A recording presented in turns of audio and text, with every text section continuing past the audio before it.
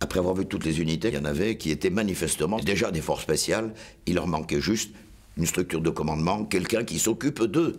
C'est le SEMA ensuite, en fonction de mes propositions, qui a dressé la liste des unités qui devaient appartenir au COS. Il fallait retenir les 5 commandos marines et, j'insiste, le bateau qui allait avec. Le bateau des nageurs de combat.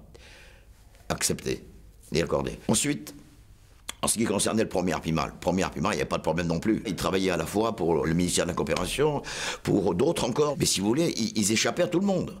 C'était pas bon. Donc alors, là, il fallait le garder parce que lui, il avait toute l'expérience du groupement opérationnel. Ensuite, le CPA-10, mais il n'était pas professionnel. C'est dommage, mais j'avais besoin d'un commando de l'air.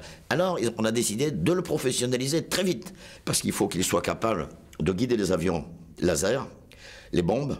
Ils doivent être capables de remettre en état un terrain d'aviation abîmé, esquinté, et donc faciliter l'arrivée des avions.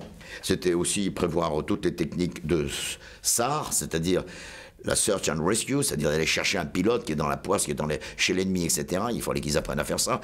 Il est évident qu'il me manquait une composante troisième dimension. Elle manquait dans l'armée de terre et elle manquait dans l'armée de l'air.